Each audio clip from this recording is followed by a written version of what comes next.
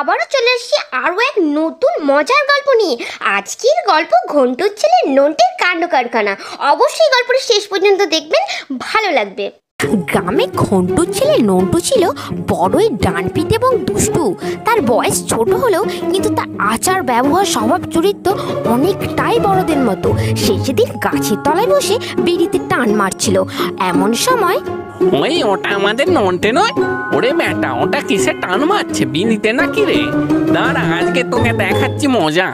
ওই নন্টে দাঁড়া বলছি, দাঁড়া, পালাবি না কিন্তু। বাপের ছেলে কাজ যদি ধরতে পারি না, বদন বেঁকিয়ে দেবো মেরে।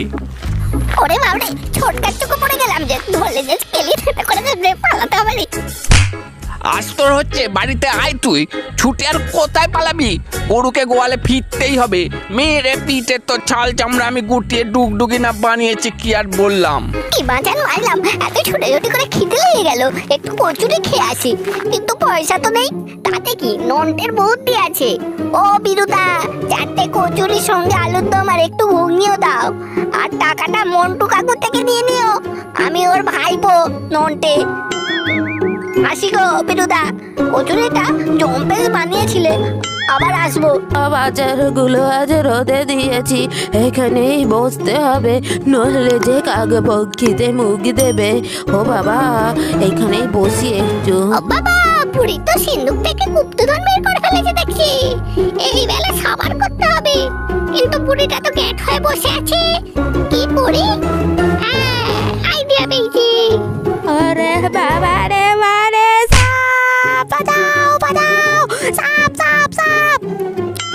কোথায় সাপ মা, কোথায় সাপ? এ তো রবারের, এ কোনো বদমাস ছোকরার কাজ নিশ্চয়ই। ওই তো মা, দেখুন নন্টে আপনার আচারের বয়ান তুলে পালাচ্ছে। ধর বেটাকে, ধর ধর ধর। বুড়ি আর বুড়ির বউ নাকি আমাকে ধরবে? এই নন্টেকে চেনে না তাই কোনো? বুড়ির ওই পয়েন্টটা জলে যাবে।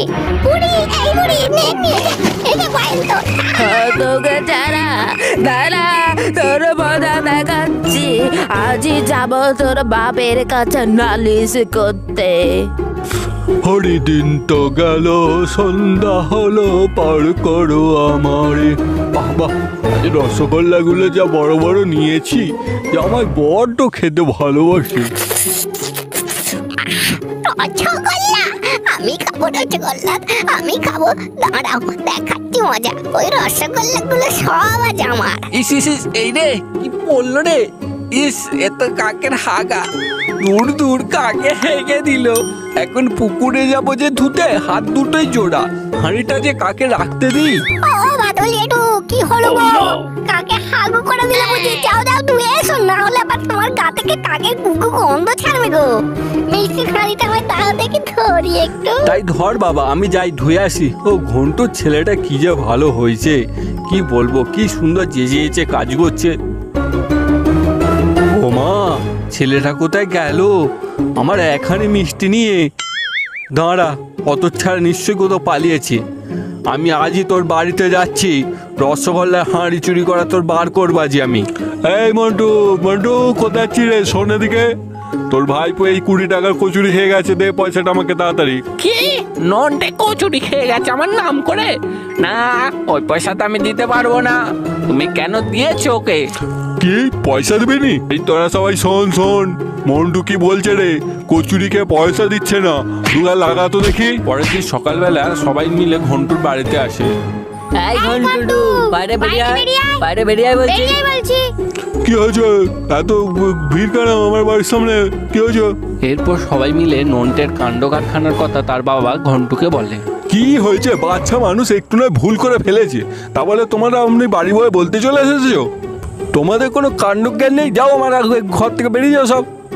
সেই কথা শুনে তো গ্রামের সবাই গেল রেগে। মুখ পড়া বলে কি রে? হ্যাঁ, ছেলেকে শাসন করার নাম নেই, উপরন্তি গরম ঝাড়ছে। দে 2-4 বাপকেই দিয়ে দে, তবে ছেলেকে মানুষ করবে। হ্যাঁ, মারো ঘন্টুকে মারো। মেরে না, ছেড়ে দাও। এত মার খেয়েও ঘন্টুর কোনো শিক্ষা হয় না, সে তার ছেলে নন্টেকে কিছুই বলে না। কিছুদিন পর নন্টে আবারও এক অঘটন ঘটায়। আজ কাতলা মাছটার যা সাইজ, জব্বর কাতলা, গিন্নি দেখে কত খুশি হবে। এই কেড়ে আমার ঢিল মারলে কে? আবার মারলি কেড়ে? সামনে আয় বলছি। নানটে তুই হারামির বাচ্চা, তোকে আজ ধরতে পারলে আমি চিবিয়ে খাবো, এই বলে রাখলুম। ও তুমি ধরবে আমাকে? হচ্ছিল এই ননটাকে ধরা এত সহজ নাই। কই ধরো দেখি আমাকে। এই ননটে দাঁড়া, যা আমার মাছটা নিয়ে পালা। ননটে দাঁড়া বলছি, আজ তোকে কিন্তু আমি নালে গ্রাম ছাড়া করে ছাড়বো। দাদা গো, ও দাদা শুনেছো কি হয়েছে? ওই নন্টের জন্য আজকে আমাকে কচুরির দোকানে মার খেতে হলো। আমার নামে কচুরি খেয়ে বাকি রেখে এসেছিল, টাকা দিতে পারিনি বলে ওরা কি খেলালো। আমিও কি মার খেলাম রে। কমবাসীরা এসে আমাকে মেরে ধুনে দিয়ে চলে গেল। এখন এই গ্রাম ছেড়ে চলে যেতে হবে মনে হয় নন্টের জ্বালায়। এই ঘন্টু মন্টু কোথায় রে? শোন এদিকে, কাল থেকে যেন না তোদেরকে আমি এই গ্রামের মধ্যে দেখতে পাই।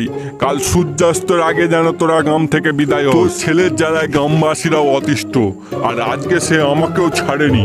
আমি তোদেরকে আজকে টাইমটা দিচ্ছি, তোরা যেন কালকে গ্রাম থেকে বেরিয়ে যাস। হ্যালো ফ্রেন্ডস, আমাদের গল্পগুলি তোমাদের কেমন লাগছে? যদি গল্পগুলি ভালো লেগে থাকে অবশ্যই কিন্তু লাইক করে দিও। আর আরও নতুন নতুন মজার গল্প পেতে আমাদের চ্যানেলটিকে অবশ্যই সাবস্ক্রাইব করে দিও।